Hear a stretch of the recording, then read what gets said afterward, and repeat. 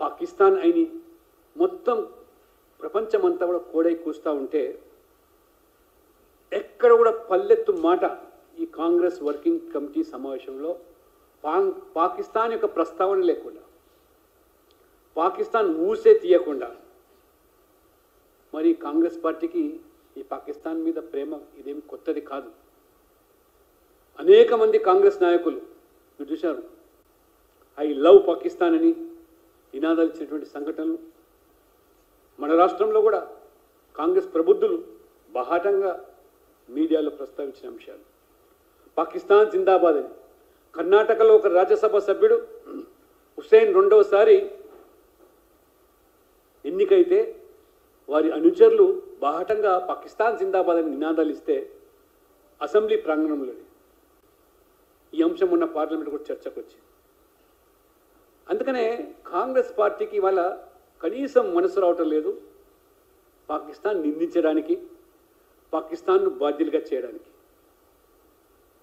ఈ రకంగా పాకిస్తాన్ ప్రేరిత ఉగ్రవాదం పెట్టరేగిపోతూ ఉంటే అక్కడ వచ్చినటువంటి ముష్కరులు మినీ స్విట్జర్లాండ్గా భావించేటువంటి ఈ పహల్గామ్, కొత్తగా పెళ్ళైన దంపతులు, అనేక మంది ప్రభుత్వ అధికారులు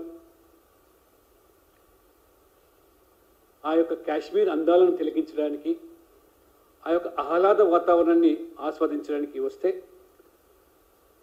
ఈ ముష్కరులు ఒక్కొక్కరిని కూడా వారు పిలిచి పేర్లు అడిగి వారి ఐడి కార్డులు, ఆధార్ కార్డులు, మతమేంటో తెలుసుకొని, ఇంత దిగజారుడు చర్య అంటే కొంతమంది మగ పురుషులకు కూడా వారు దుస్తులు వదిలి ఏ రకంగా హిందువులని గుర్తించగానే మరి పాయింట్ బ్లాంక్గా కాల్ చేసినటువంటి ఉదంతాలు.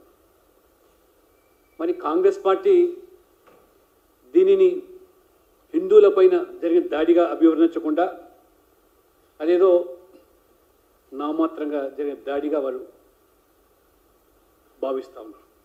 వాస్తవంగా ఇది ప్రధానమంత్రి నరేంద్ర మోడీ గారు ప్రస్తావించినట్టుగా ఇది పర్యాటకుల మీద మాత్రమే దాడి కాదు, మొత్తం ఇది భారతదేశం మీద జరిగినటువంటి దాడిగా, పైపెచ్చు హిందుత్వము, హిందువులపై జరిగిన దాడిగా మేము భావిస్తూ ఉన్నాం. ఇది ఎందుకంటే కాంగ్రెస్ ఈ జరిగిన దాడిని హిందువులపై జరిగిన దాడిగా ఏమాత్రం కూడా ఉచ్చరించడానికి కూడా సిద్ధంగా.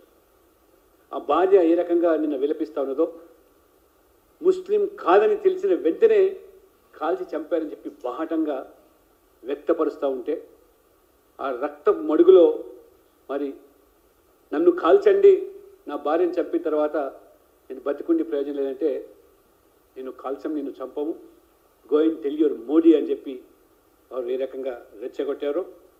మరి ఈ కాంగ్రెస్ నాయకులు గతంలో ఏ రకమైన వ్యాఖ్యలు చేశారు.